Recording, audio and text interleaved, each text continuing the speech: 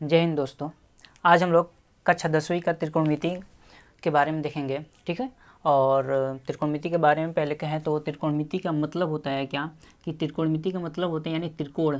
त्रिकोण का मतलब होता है क्या, तीन, ठीक है। और मिति का मतलब होता है आकृति, यानी तीन भुजाओं से घिरी हुई आकृति, ठीक है। एक ऐसी आकृति होनी चाहिए जिसमें कितनी भुजा हो, तीन भुजा हो, ठीक है।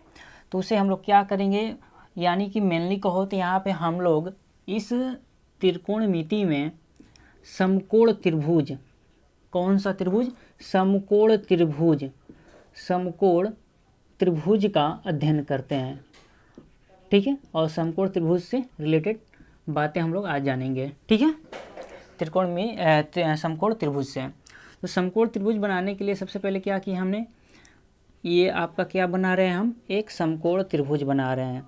यहाँ पे कितने डिग्री का एंगल बन रहा है, तो 90 डिग्री का एंगल बन रहा है, ठीक है। ये क्या है, आपका एक समकोण त्रिभुज है। तो समकोण त्रिभुज के बारे में कहें तो इसमें तीन भुजाएं होती है, एक ये भुजा है, एक ये है और एक ये है। अगर नाम की बात करें तो इसे ए नाम दें, बी और सी, तो ये क्या है, त्रिभुज है, त्रिभुज ए बी सी है, ठीक है।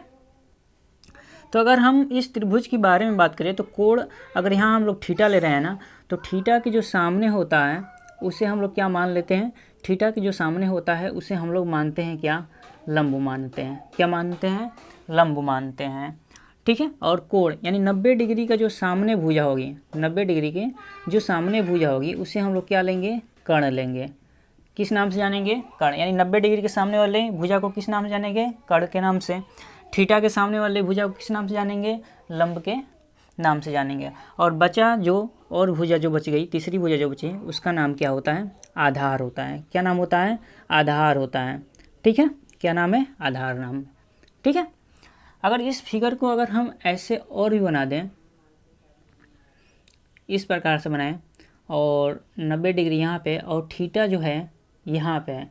थीटा का मतलब ये होता है कि कोई भी इंसान या कोई भी व्यक्ति वहाँ से बैठ के देखें, मान लो हम अगर यहाँ से खड़े होके आए, यहाँ से बैठ के देख रहे हैं ना ऊपर से नीचे की तरफ, तो कोण यहाँ बनेगी, हमारी आँख पे कोण कहाँ बनेगी, तो यहाँ पे बनेगी। अगर हम यहाँ से बैठ के ऐसे देख रहे हैं तो कोण कहाँ बनेगी, तो यहाँ पे बनेगी कोण हमारी आँख के द्वारा, ठीक है। तो थीटा यहाँ बन रहा है तो लंब ये है, ठीक है। थीटा ऊपर बन रहा है ना, तो थीटा के सामने वाला क्या होता है, आपका क्या होता है, लंब होता है, ठीक है। क्या होगा, लंब होगा। लेकिन 90 डिग्री के सामने वाली भुजा क्या होगी, कर्ण होगी। क्या होगी, कर्ण होगी, ठीक है। और शेष भुजा जो बच गई वो आपका क्या होगा, आधार होगा। क्या होगा, आधार होगा। पॉइंट क्लियर है। हमने क्या बोला कि अगर थीटा बदल रहे हैं आप, अगर आप थीटा बदल रहे हैं तो थीटा बदलने से क्या हो जाता है कि आपकी भुजा भी बदल जाती हैं। लेकिन कौन सी भुजा बदलेंगी, सिर्फ दो भुजा बदलेंगी, एक लंब बदलेगा, एक आधार बदलेगा। क्या बदलेगा, एक लंब बदलेगा, एक आधार बदलेगा। जो कर्ण रहेगा वो क्या है, फिक्स है ना। देखिए वहाँ पे भी कर्ण ए सी है ना, और यहाँ पे भी कर्ण, अगर नाम दे दें इस त्रिभुज को भी ए बी और सी, ठीक है, इसका नाम दे रहे हैं बी। तो देखिए ए सी यहाँ पे भी कर्ण है, ए सी यहाँ पे भी कर्ण है, दोनों जगह कर्ण क्या है, सेम है ना। तो इससे निष्कर्ष क्या निकलता है, इससे निष्कर्ष ये निकलता है कि जो हमारा त्रिभुज होता है, अगर नोट की बात करें, पॉइंट की बात करें तो पॉइंट क्या, पहला आप लिखेंगे कि समकोण त्रिभुज में, समकोण त्रिभुज में, आप लोग ये सारी चीज़ नोट डाउन करेंगे। समकोण त्रिभुज में, समकोण त्रिभुज में 90 डिग्री के सामने वाला भुजा जो होगा, सामने वाली भुजा क्या होगी, भुजा क्या होगी, तो कर्ण होगी। क्या होगी, कर्ण होगी। क्लियर है पॉइंट। अगर पॉइंट दो बोले, दूसरा पॉइंट अगर बोले तो लिखना है क्या, दूसरा पॉइंट कि थीटा के, यानी कि थीटा का मतलब क्या है, कोण, जहाँ कोण बन रहा है आपके आँख के द्वारा, यानी थीटा यानी कोण के सामने, कोण के सामने वाली भुजा क्या होगी, यानी कोण के सामने वाली भुजा क्या होगी, तो लंब होगी। क्या होगी, लंब होगी। शेष बची भुजा क्या हो जाएगी, लिख लेंगे तीसरा पॉइंट क्या बचेंगे कि शेष बची भुजा आधार कहलाती है। क्या? आधार कहलाती है। क्लियर इतनी बातें? आप लोग ये 3 पॉइंट बहुत ही इंपॉर्टेंट है। ये 3 पॉइंट क्या है? बहुत ही इंपॉर्टेंट है कि 90 डिग्री के सामने भुजा कर्ण, कोण के सामने भुजा लंब और शेष बची भुजा क्या कहलाएगी? आधार कहलाएगी। ठीक है। बात और करेंगे कि जो आपका यहाँ पे 90 डिग्री का कोण बन रहा है, तो 90 डिग्री के सामने कर्ण हमेशा रहेगा, ये फिक्स है। कोण के सामने लंब, ये फिक्स है। ठीक है। और बची भुजा आधार, इतना हम लोग अभी जान चुके हैं। ठीक है। क्या कि हम लोग इतना जान लिए हैं। ठीक है। तो आगे की तरफ और बढ़ते हैं। इसके जैसे एक इसमें ट्रिक होता है, या कहो कि एक फार्मूला बनाया जाता है जिसको आप लोग जानते होंगे, लाल बटा कक्का। किस नाम से जानते हैं? लाल बटा कक्का के नाम से जानते हैं आप सभी लोग। तो हम यहाँ पे सिर्फ एक त्रिभुज ले रहे हैं, कोई सा भी, दोनों में से कोई सा भी एक त्रिभुज हम लोग ले सकते हैं। ठीक है। कोई सा भी एक त्रिभुज ले सकते हैं। तो यहाँ आप लिख रहे हैं, पहले देखिए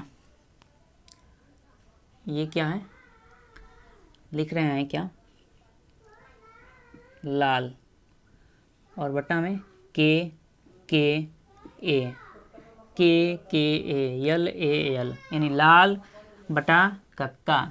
यहाँ पे लिखना है, ये जो लिख रहे हैं इसको अपने आँख के द्वारा क्या कर लेना है? कैद करना है। यानी इस फोटो को आपको हमेशा याद रखना है, जो अभी लिखवा रहे हैं। साइन थीटा बटा में क्या है?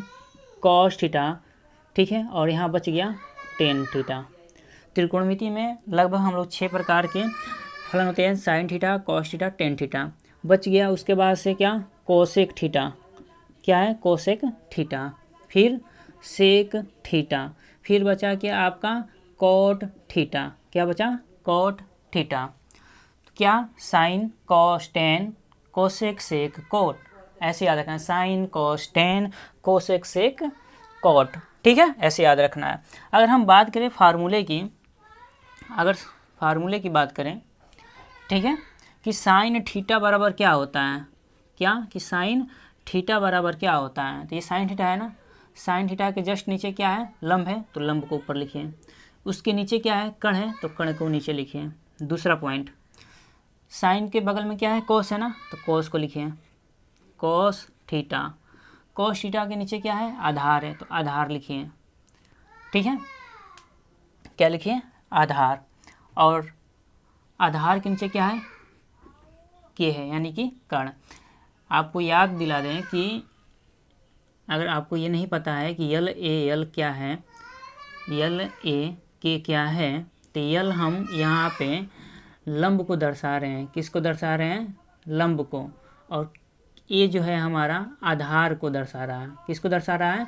आधार को। और के जो है हमारा कर्ण को दर्शा रहा है। अगर आपको नहीं पता है तो जान लेंगे। यल क्या है? लंब, ए आधार, के कर्ण। तो अगर बात करें हम, कॉस थीटा हो गया हमारा ना, तो टेन थीटा की बात किया जाए तो टेन थीटा बराबर क्या होगा? तो टेन थीटा बराबर लंब बटा आधार। क्या होगा? लंब बटा आधार। ठीक है। 3 सूत्र हो गए यहाँ से ना। ये कौन सा? 3 सूत्र हो गए, और 3 सूत्र और बनेंगे। ये तो 3 ऊपर के थे, 3 नीचे के देखेंगे तो क्या हो जाएगा? कोसेक थीटा बराबर, कोसेक थीटा के जस्ट ऊपर क्या है? कर्ण है ना, यानी कि के है ना, तो के लिखेंगे। इसके ऊपर क्या है? लंब है ना, तो इसको बटे में लिखेंगे। कोसेक के जस्ट कर्ण, और कर्ण के बटे में क्या है? तो एल है, यानी जिसे लंब बोलते हैं। ठीक है। कोसेक के बाद क्या है? सेक थीटा है। तो सेक थीटा है ना, सेक थीटा के जस्ट क्या है? के है, यानी के का मतलब कर्ण। और के बटे में क्या है? यानी आधार, यानी ऊपर क्या है? तो आधार है। तो यहाँ पे क्या बोलेंगे? सेक थीटा बराबर कर्ण बटा आधार बोलना है, आपको याद रखना है। तीसरा पॉइंट, कोट थीटा। तो कोट थीटा बराबर क्या होगा? आधार बटा लंब। क्या होगा? आधार बटा लंब। ठीक है। तो ये कितने सूत्र हो गए? 6 सूत्र हो गए। कितने? 6 सूत्र हो गए। और आपको क्या करना है? 6 के 6 सूत्र याद रखना है। ठीक है। आगे चलते हैं और सूत्रों की तरफ। ठीक है। ये 6 सूत्र क्या है? बेसिक सूत्र हैं, इनको आपको याद रखना है। आगे चलते हैं और सूत्र निकालते हैं। देखिए, अगर बोलें कि साइन थीटा बराबर क्या हो, आपसे कोई पूछ ले साइन थीटा बराबर क्या हो, तो आप बोल सकते हो लंब बटा कर्ण, ठीक है। या साइन थीटा बराबर क्या होगा, तो साइन थीटा बराबर क्या होगा, तो आपको क्या करना है, अब यहाँ पे क्या करना है, इस यल और के को छोड़ देना है। अब यल और के को छोड़ देना है, यानी हमको इससे मतलब नहीं है, मतलब अब हमको इस ऊपर वाले से है, ऊपर वाला ये और नीचे वाला इससे मतलब है हमको, ठीक है। तो साइन थीटा बराबर यहाँ पे लेंगे क्या, 1 लेंगे, 1 बटा में क्या है कोसेक, तो क्या लिखेंगे 1 बटा में कोसेक थीटा। तीसरा सूत्र बोले कि कोस थीटा बराबर, तो कोस थीटा के नीचे क्या है, तो हम ए को नहीं लेंगे, बोले ना कि यल ए यल को नहीं लेना है, इसके जगह पे क्या ले लेना है 1 ले लेना है। तो क्या बोलेंगे कोस थीटा बराबर 1 बटा में क्या है, तो सेक थीटा, क्योंकि हमको बोले ना ये सारी चीज़ नहीं लेना है, ये इसको नहीं लेना है ना ऊपर लेना है, यानी लाल और कक्का को हमको नहीं लेना है। कोस थीटा बराबर 1 बटा में सेक थीटा, ये सूत्र क्या यहाँ से बन रहे हैं, ठीक है। बात करें टेन थीटा की, टेन थीटा कहाँ से है, तो टेन थीटा के नीचे एल है ना, तो एल को नहीं लेना है, क्या लेंगे 1 यहाँ पे लेंगे और नीचे क्या लेंगे कोट को लेंगे। तो टेन थीटा बराबर 1 बटा में क्या हो जाएगा कोट थीटा, ठीक है, क्या हो जाएगा कोट थीटा, ठीक है। आगे की तरफ सूत्र को देखें, और सूत्र देख लेते हैं। अगर और सूत्र देखा जाए तो ये ऊपर के 3 हो गए, बच गए नीचे के 3 ना, तो इन तीनों को लेंगे हम लोग, तो क्या होगा पहला कोसेक थीटा ना, क्या है कोसेक थीटा ना, तो पहले लिख लीजिए कोसेक थीटा बराबर, तो कोसेक थीटा के जस्ट यहाँ पे आपको क्या मान लेना है 1 मान लेना है, तो 1 मान लें तो 1 को ऊपर लिखना है, बटा में क्या है तो साइन है ना, इस एल से मतलब नहीं है हमको, ऊपर के साइन से मतलब है, ठीक है। तो यानी कि साइन थीटा, यानी कोसेक थीटा बराबर 1 बटा में साइन थीटा। या क्या कर सकते हो, अगर वहाँ से नहीं समझ में आ रहा है तो क्या करना है, एक बार साइन थीटा यहाँ पे कोसेक थीटा है ना, तो इस कोसेक को इसके जगह पे लाओ और साइन को उसके जगह पे ले जाओ, तो सूत्र बन जाएगा, ठीक है। जैसे कोस थीटा है ना, कोस थीटा की जगह पे सेक थीटा लिख दो और सेक थीटा की जगह पे कोस थीटा लिख दो, वैसे फिर सूत्र बन जाएगा, यानी कि सेक थीटा बराबर 1 बटा में क्या हो जाएगा कोस थीटा, ठीक है। अगर यहाँ से देखना चाहते हो आप लोग तो देख लो यहाँ से, जैसे क्या है कोस थीटा हम लोग यहाँ पर निकालें 1 बटा सेक थीटा ना, सेक थीटा पर क्या होगा यहाँ पे 1 लेंगे और 1 के ऊपर क्या है तो कोस है ना, तो उसे नीचे लिख दिया है, ठीक है।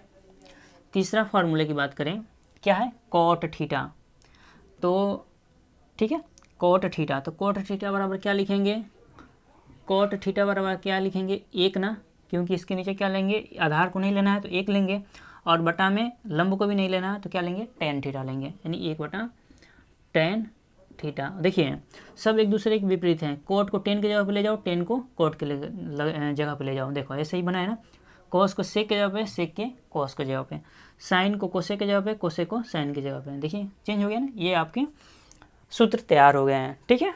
इतने आपको इसके बाद और सूत्र क्या याद रखना है जो अगली आपकी प्रश्नावली में हेल्प करेगा, पाइथागोरस प्रमेय, क्या है पाइथागोरस प्रमेय, ठीक है।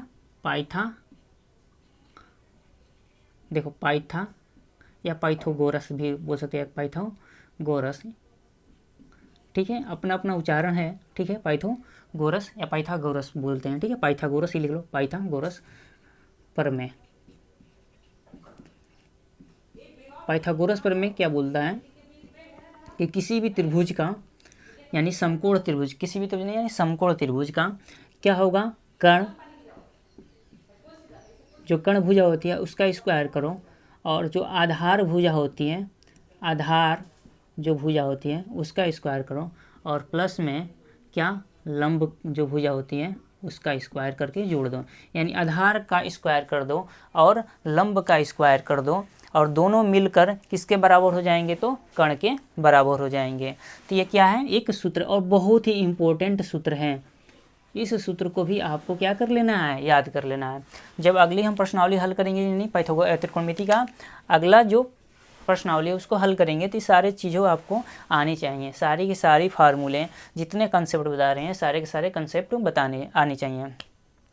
दूसरी बात है कि त्रिकोणमिति का यूज कहाँ होता है, तो त्रिकोणमिति का यूज बहुत ही बेहद है और रोचक चीज़ है जानने की। जैसे मान लीजिए हम किसी तालाब के एक साइड एक दूसरे छोर पे खड़े हैं और उस दूसरे छोर पे मान लो कोई बहुत बड़ा पेड़ है, जैसे नारियल का या कोई भी खजूर का बहुत बड़ा पेड़ है, और हम चाहते हैं कि हमको उस यहाँ हमारे यहाँ से इस छोर से लेकर और उस दूसरे छोर तक यानी उस खजूर के पेड़ या नारियल के पेड़ तक की दूरी कितनी है। तो क्या हम उस नदी को तैर कर तो जाएंगे नहीं मापने कि जाके और फीते की मदद से या मीटर की मदद से या किसी भी मदद से उसको क्या कर लें, माप लें, तो असंभव है ना। तो इसलिए उस जगह पे हम लोग क्या करेंगे, वहीं खड़ा होकर और नारियल के पेड़ से देखेंगे कि हमारी आँख उस पेड़ तक कितनी डिग्री एंगल कोण बना रही है। ठीक है, तब हम लोग क्या कर सकते हैं, वो दूरी निकाल सकते हैं कि नदी की या जो तालाब है या जो पोखरा है उसकी डिस्टेंस कितनी है इस छोर से लेकर उस छोर तक। ठीक है, या हमारे यहाँ से लेकर और उस नारियल के पेड़ तक कितनी दूरी है। ठीक है, तो वहाँ पे हम लोग क्या है, बहुत सारी जगहों पे इसका यूज होता है त्रिकोणमिति का। ठीक है, तो यूज़ आपको पता हो गया लगभग, और ये बाकी चीज़ें आपको कंसेप्ट क्लियर हो गई होंगी। ये क्या है, तो ये आपको इतना फिगर अपने माइंड में बैठा लेना है। ठीक है, इतना माइंड में बैठा लेना है। ठीक है, और एक सूत्र और आपको बता देते हैं, 3 सूत्र और याद रख लेना है। जो 3 सर्वसमीका होती हैं उनको क्या कर लेना है, आपको याद रख लेना है। उसे हम कुछ इस प्रकार बनाए हैं, साइन स्क्वायर थीटा प्लस में कॉस स्क्वायर थीटा बराबर 1। ठीक है, दूसरा इसको फिर डिटेल में अगर कराएंगे किसी दिन तो इसके और सूत्र भी होते हैं, लेकिन आप लोग अभी इतना ही आपको याद रखना है।